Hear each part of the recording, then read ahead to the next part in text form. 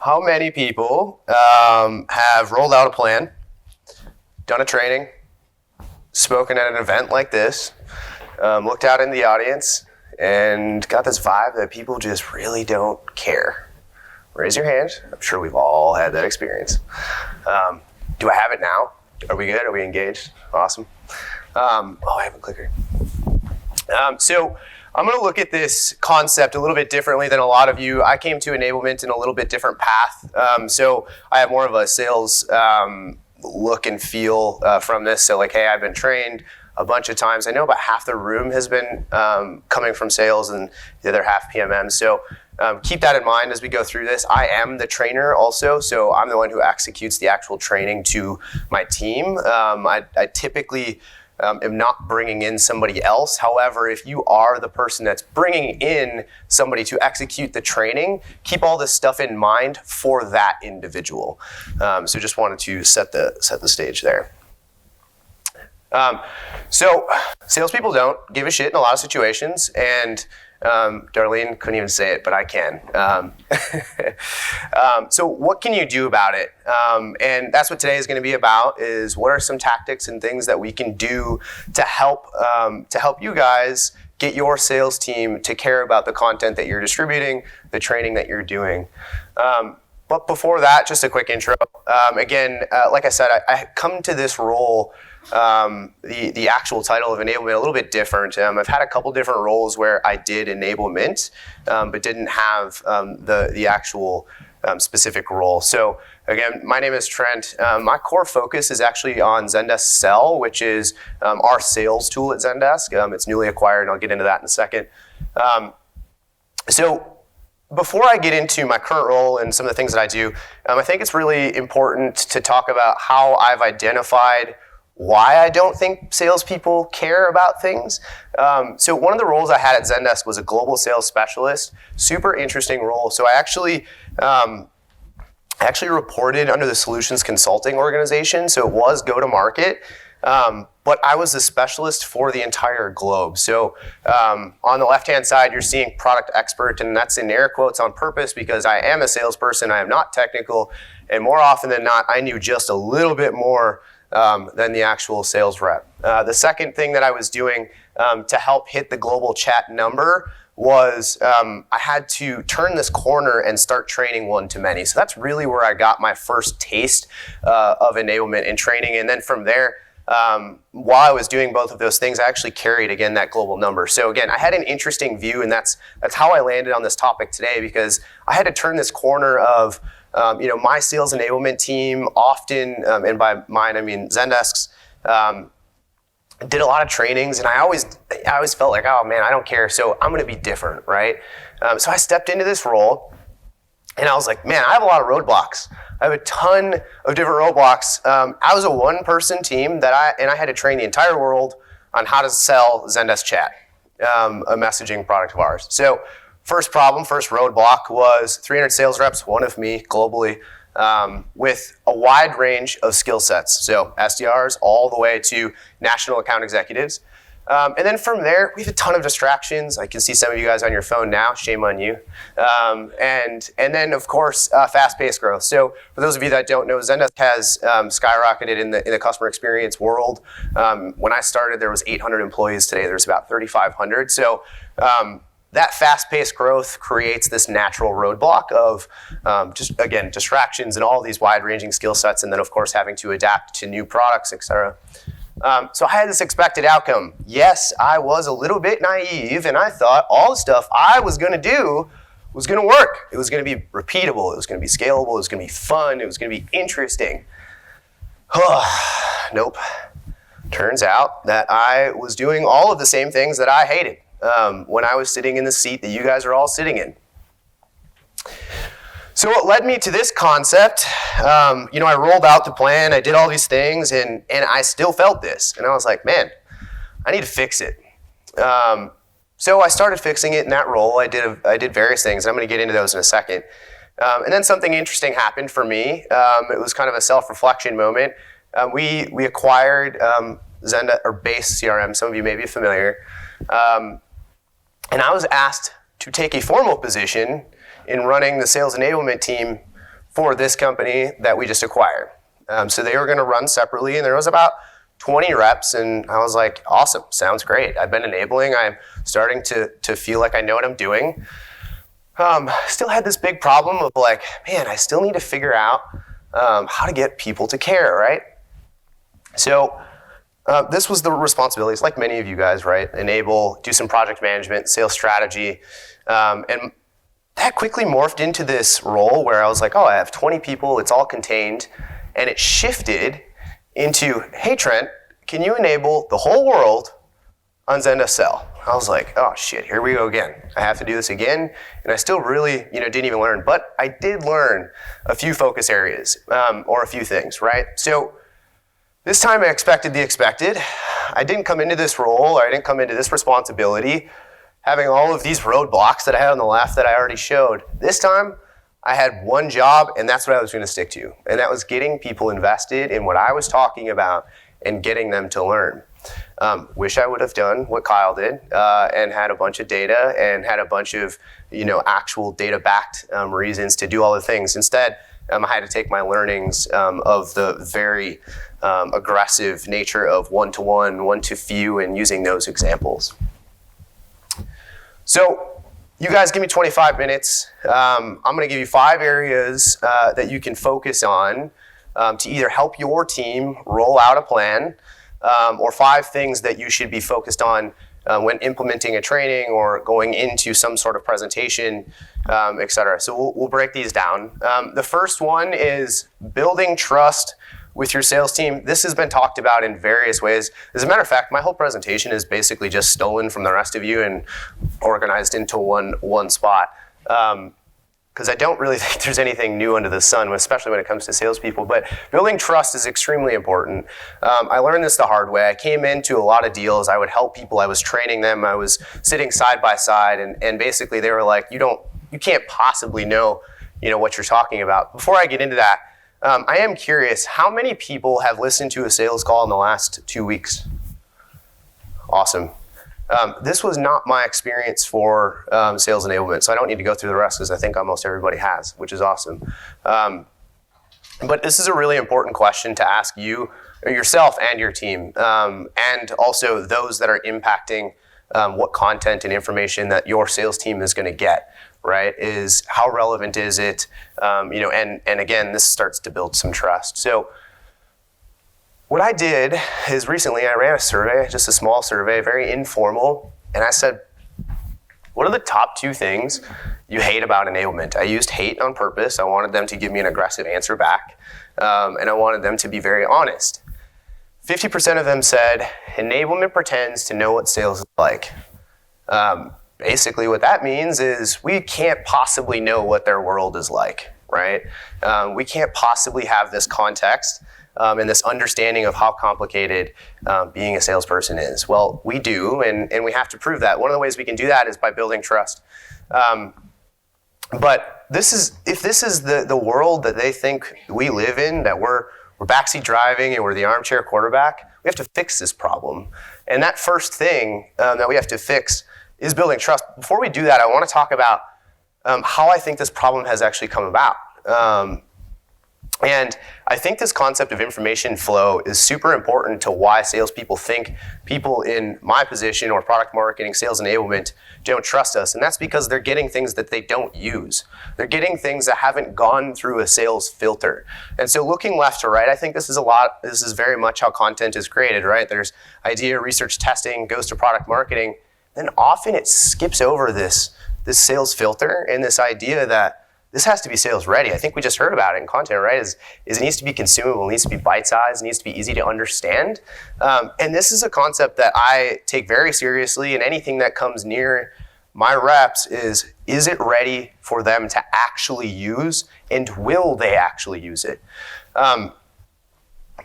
And again, I think if we can implement something like this in our thinking, we'll start to build some of that trust. So in order to do that, we have to be able to tell a good story. I think telling stories leads to being very trustworthy when it comes to the person either delivering the training or you guys who are being bringing in the person doing the training. We have to ask that question.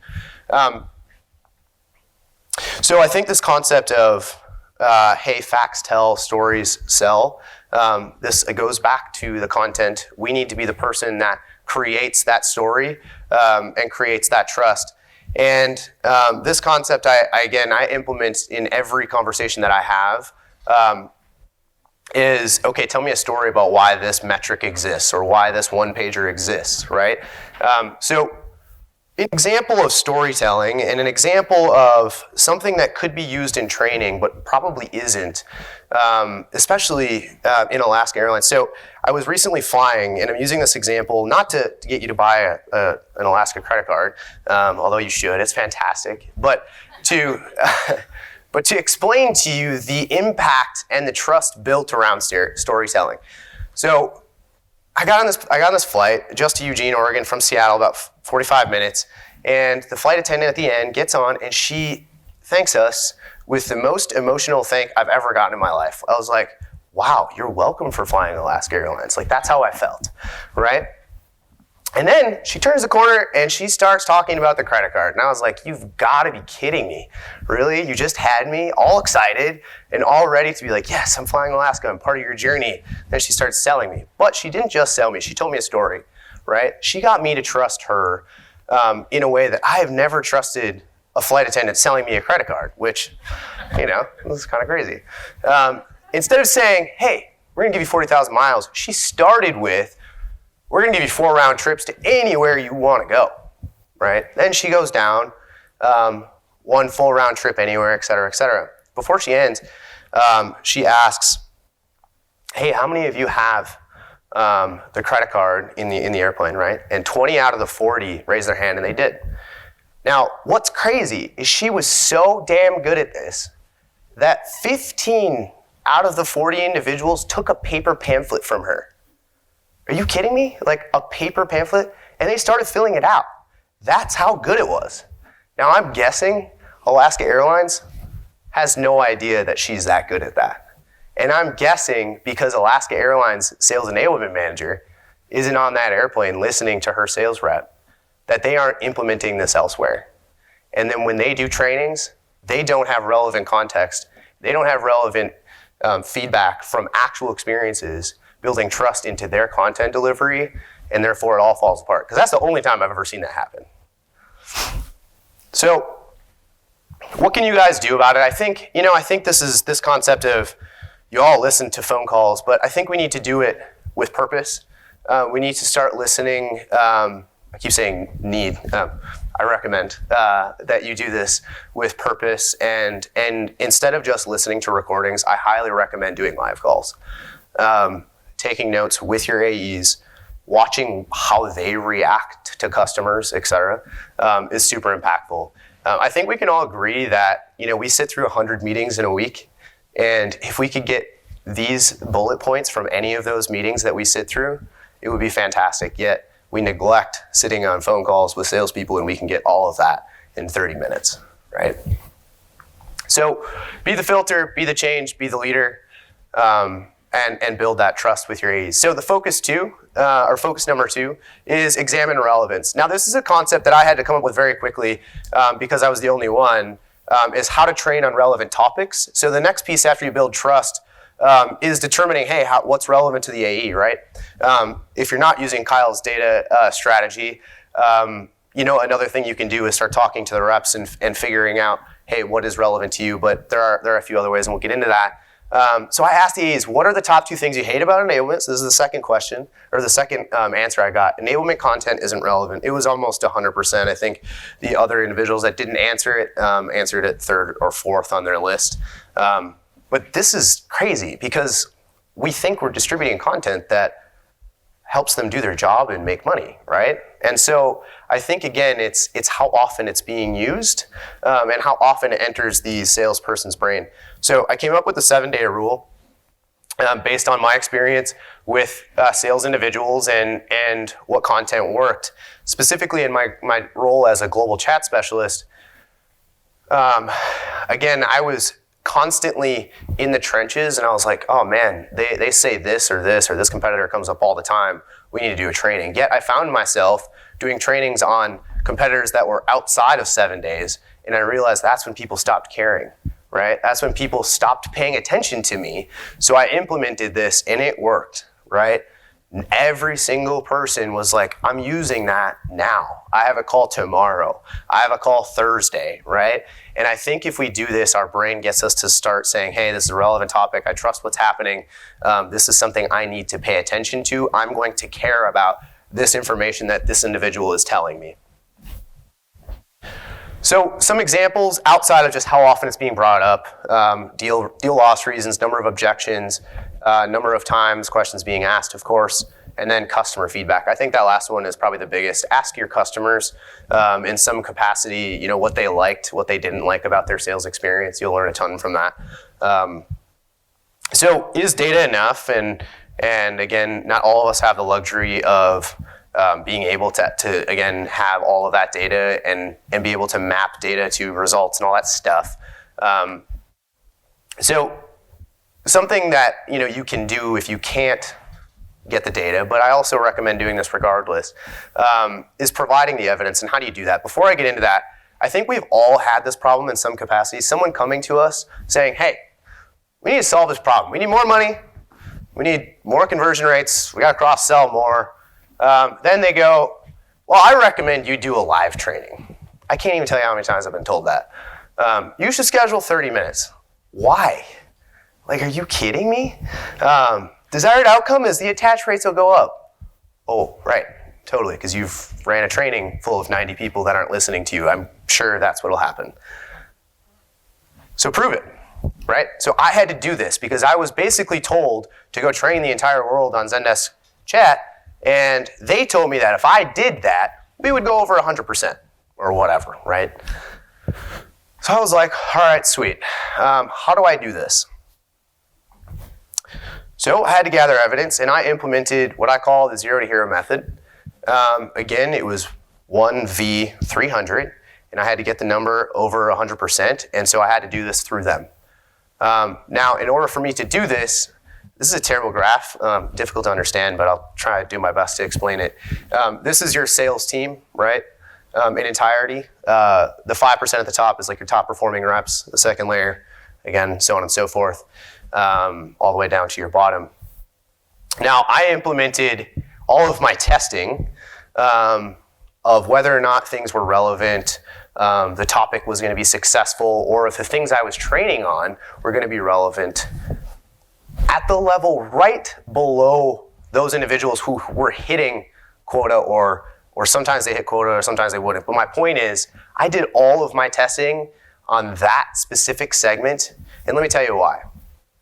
When you have reps that are typically not hitting, and the reps at the top see reps that weren't hitting start to hit, and they start asking why, your content, your training, the stuff that you're putting out there will flourish.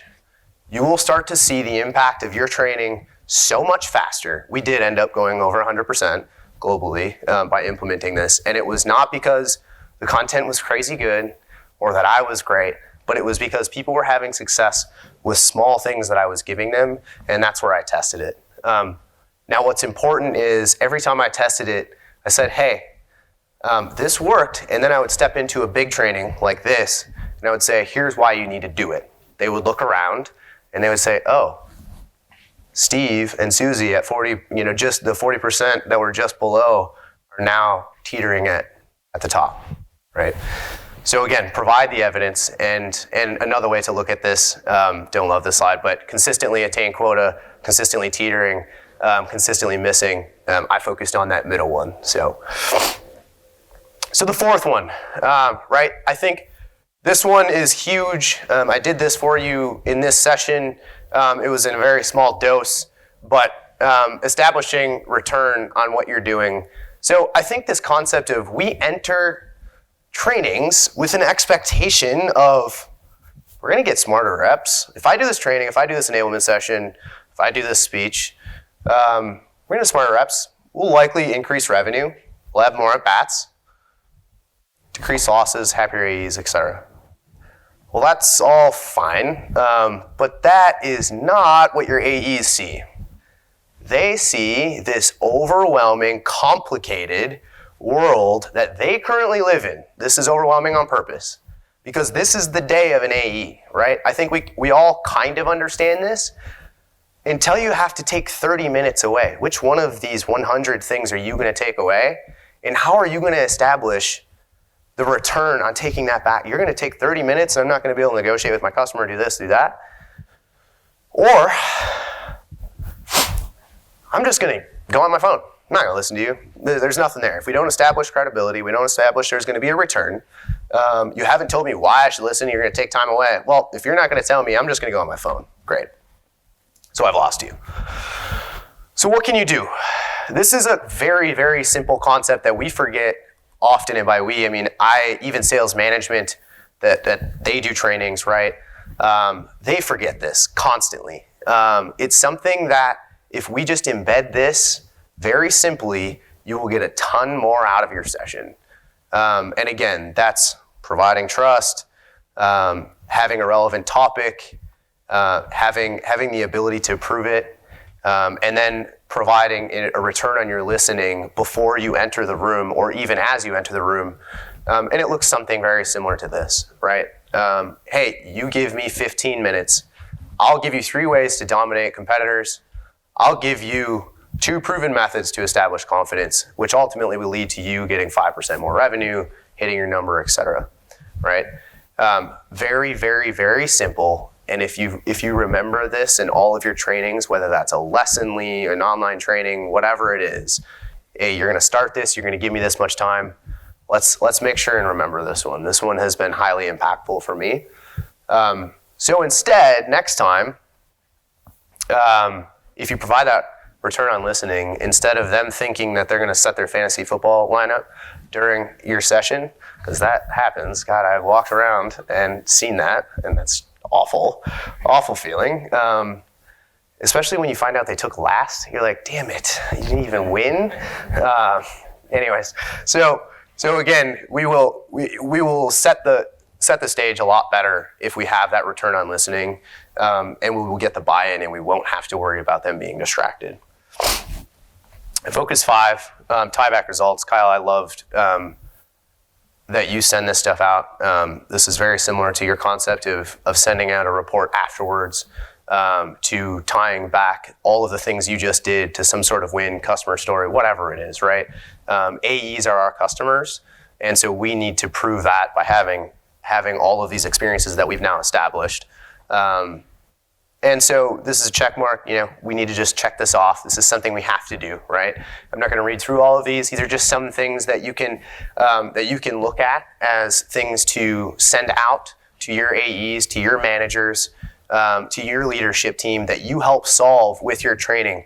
If we don't do this, people forget how impactful you were, right? They so quickly forget, especially if you're outside of that 7 days. Because apparently, no one's brain works outside of that 7 days, or at least that's what I've learned. So, at the end of the day, did you make their job easier? If we're going to do one thing in sales enablement and sales training, sales management, whatever role that you live in, does it make their job easier? And if you can't answer that question with a yes, I highly recommend reevaluating what content you're distributing and how you're distributing that. Because that is our job, is to make them more successful and make their job easier. So, similar to what Kyle said, post it, email it, Slack it, climb a mountain, run a commercial, do something, and tell them that you had success and how you had success, right? I think this is extremely important, and I really think tying it back and making it known that the training that you delivered or someone delivered through you was successful. Oh, for the love of God, stop training on things that they don't care about. I think that's something that I see constantly, whether it's new hire training, whether it's product training, whether it's a PMM coming in, whether it's ops telling me to do some process. Guys, we can stop this from happening. We can stop people from not caring. Have you seen this movie? I mean, what an incredible gift. Stop trying to make fetch happen. And in this case, stop trying to implement things that people don't understand or don't listen to. So what can we do when we're rolling out an enablement plan, a path, a training? If we roll out a plan that has all of these elements backed by data and, again, maybe customer stories, et cetera, if we can tell a story, create that trust, if we implement some sort of relevant parameter, explain why it's relevant, we move into gathering evidence. Again, I use the zero to hero method. That's a difficult one to scale, but let's see if we can find that evidence. Return on listening, make sure we establish that. And then last but not least, make the results known. Do not let your work fall on deaf ears. We are so vital to the success of an organization and the sales team that the last thing we want to have happen is for us not to get at least a little bit of notoriety, a little bit of credit for what we've done. Not saying you need to be, the high and mighty. Sales is always going to be the high and mighty. But we can definitely be the person that helps them do that and get a little bit of credit along the way. And that is everything I have on how to get salespeople to care.